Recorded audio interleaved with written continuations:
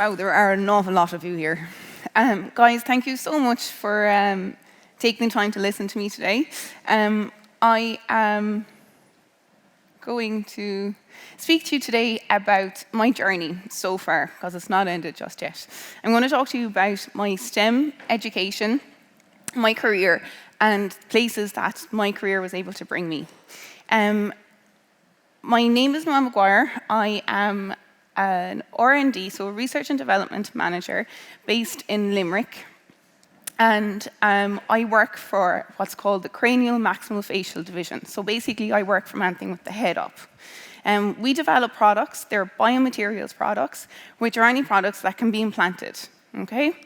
Where did I start? So I started in a town called Kilrush in West Clare, so I'm actually a Clare woman.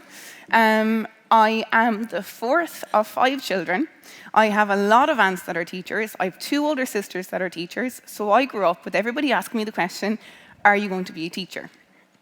I had one little problem, and it was that languages were just not my friend. I started my educational, obviously, in primary school, and going into 6th class and going into first year, there was 2 things I was really excited about. The first was that I was going to get to write with biro from now on. The second thing was that I was going to get to do grown-up subjects. Science, to me, was a grown-up subject. I was going to get to find out how the world worked. I had a fantastic teacher when I started my secondary education, Miss McKenna. She was my science teacher, and she gave me a love of it. So when it came to a really tough decision, which is what was I going to do for the Leaving Cert, I decided that chemistry and biology had to be up there. I knew they were tough, but I was going to work at them. I knew I enjoyed them. Maths, English, Irish, and German was my language. They had to be in there. And then I chose geography because my brother told me that it was going to be able to get points in it. Through the help of Miss McKenna, I was fortunate enough to take part in the BT Young Scientist. So it wasn't what you see today, where it's on the news and it's this massive exhibition. It was pretty big for the time, but this was taken back in 2002, which was quite a while ago. I had a very exciting project called Ireland's Water Supply in Action, basically based around West Clare, but it was still Ireland's Water Supply in Action. And I won an award for in the environmental category. So I got to present my project in the EPA headquarters in Dublin, and I was terrified. I was 15, 16, brought up my project. I got to meet the then Minister of Environment, Martin Cullen, and that's me trying to explain what my project was. But it was an amazing experience, and it gave me a lot of confidence going forward. So I went back after my jaunting in Dublin, and I was like, okay, I have to do my Leaving Cert now, and I had to focus. And it was 2 tough years, but I got through it, just like you guys will get through it. And I started my college, phase 1, in Limerick Institute of Technology. When it came to choosing my college degree, I knew I wanted to do something in science, but science is massive. Like, it's huge. What area of science did I want to go into? I didn't know. So I I started looking around, and I knew I didn't want to narrow down into one. I didn't want to pick biology. I didn't want to pick just chemistry. I didn't obviously want to do physics. I hadn't done it in my Leaving Cert. So I chose pharmaceutical and forensic analysis. It was quite a new course at the time, but it was really broad. It touched on loads of different parts of science, so I got to experience an awful lot.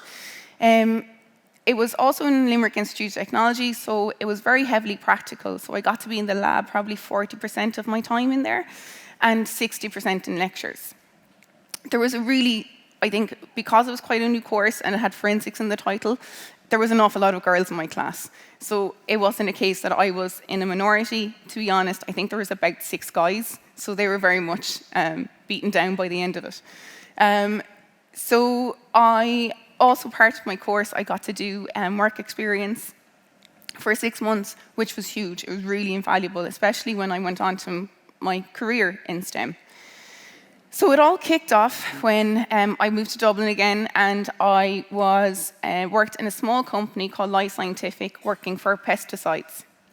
and it was a development job. So I progressed throughout the 4 years I was there from a graduate scientist to a scientist grade 1 and a scientist grade 2, and I just learned loads. It was really interesting, and it really set me up for where I wanted to be in my career, which was focused mostly on chemistry, but I wanted to work in research and development. So it really helped me kind of narrow my viewpoint of this realm that is science. However, much to my mother's dismay, I got the travel bug, and I was like, I have to go and see the world. So I went off with my STEM degree, and I traveled for 6 months in Southeast Asia and New Zealand, and had the most amazing time. I got to see some of the most amazing places, I got to meet amazing people, and I got to do like really cool, just class stuff. And I eventually stopped and I settled in Melbourne, Australia.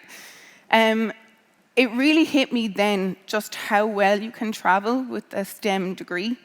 I landed in Australia. I had been traveling for 6 months. I had no money. I was like, I'm going to have to ring home and ask my parents for money. I started looking for jobs, and I started a job in science 3 days after landing in Australia, which was a huge relief. But it was that easy to transfer the degrees and learnings I'd gotten in Ireland in my STEM degree to Australia, which is in the other side of the world. Science, maths, technology, it's universal. It doesn't matter if you've learned it in Ireland or if you've learned it in Australia, it transfers. So I had a brilliant time in Melbourne. The weather was obviously fantastic. There was no rain. It was great. But I did have to come home eventually. It's very far away. And that's when I came home after 2 years, and I started my career in Stryker. As a child, and you think about what you want to do, a research and development manager isn't something that rolls off the tongue of a 5-year-old. I did know I wanted to help people. I knew that I wanted to, obviously have a comfortable life. I wanted to work with people. I wanted to interact with them. And I really feel that my job in Stryker has brought all of those things that I wanted as a child together. Our mission statement is, together with our customers, we are driven to make healthcare better. So that screams help people. With our customers and our patients, we strive to give people a better level of medical device. And also, every day, the values, you really do live by them. So the values of Stryker are, we do what's right, we do what we say, we grow talent, and we deliver. So to think that you get to go into, and I get to go into my job every day and do this, is wonderful. And again, it comes from my STEM background. So I started in 2014 as a development analyst. I was brought onto a project that was developing a bone cement. So bone cements are a cement that you put in your head after you've had surgery. So it closed the hole around the bone. You can see the top photo is taken in Limerick for Engineering, where it's actually demonstrating the project, the product, to a student just like you. And in fact, Anita, who is part of the Stryker contingent today, has some of this product for you all to see and try. And it was, so I was brought on to launch that product. So it's now out in the world, and there's people walking around with it in their head. The first time it was implanted into somebody just blew my mind to think that this is something that I helped develop, and it's now out there. I moved then into a senior biomaterials role in more of a research-focused area. And then last year, I became the associate R&D manager, so research and development manager over a wonderful group of people. And you can see my team there. We're not just stuck in a lab all day or in an office all day. We get to do some brilliant stuff. One of those things was a pottery class as our team building event last year, followed by kayaking. And thankfully, everybody managed to come home from the River Shannon, which was great. Through Stryker, I've gotten wonderful opportunities as well. One of those being, I'm currently enrolled in doing a master's in business administration. So to move from business to science, or to move from science to business is no easy feat. It was mentioned, I think, by one of the panelists actually, when you start learning and you learn kind of the analytical way of thinking that you do from a STEM degree and STEM career, you apply that to everything. And I've applied that to my business course as well. But again, it can't all be work, work, work. This is us, my class in our lecture hall, and then also we went to San Francisco last year, and this is us outside a baseball park. So there's one other thing I kind of wanted to speak to you about today, and that's the challenges that you will face in your career if you're choosing a STEM career. And to be honest, I think it's a career that, like, regardless whether it's STEM or anything else that you go into, there's one massive challenge that you're going to be faced with, and that is you. It's the voice in your head that tells you, you can't do this, you won't be able to finish this, you won't be able to achieve this. And they're wrong. You can do anything you want to do. You can do chemistry, biology, you can sail around the world, you can do anything that you want to and you put your mind to. And that's the most important thing to remember, that the challenges that you face, you can overcome them, because you are you. And to finish, if you go into a STEM degree, what does the world look like for you? It is so exciting. The possibilities are endless. Your generation and you people that are going to be going into STEM, you're going to get to do some of the coolest technological stuff. I have a couple of possibilities, and really they're things that are in existence today. First of all, the Internet of Things. Has anyone ever heard of this? No? I can guarantee you use it all the time. It's how your phone is connected to your watch, which is connected to your parents' car, which is connected to the lights and the heating. So it's how everything is connected, and then it's connected to the cloud and the sky. We have 3D printing. It's something that's used, it's in industry already, but we're only scratching the surface of the possibilities that we can use it for. They are 3D printing food in Singapore. And apparently, according to literature, it tastes exactly the same. I don't know, but I'm a little bit dubious, but apparently it does. And then automation.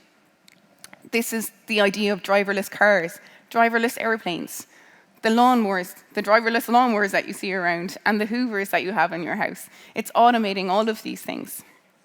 And when I say the possibilities are endless, it really is just capped at what we can dream of doing. And this is all done with science, technology, maths, and engineering. So finally, to close, I'm going to leave you with a couple of top tips that if I was sitting in your place at your age, I would love someone to tell me. The first one is explore your options and be brave. Think about, nursing and teaching isn't only what you can do. You can do absolutely anything you want to set your mind to. Explore what you're interested in. Talk to people. Come talk to the range of people that are in iWish today.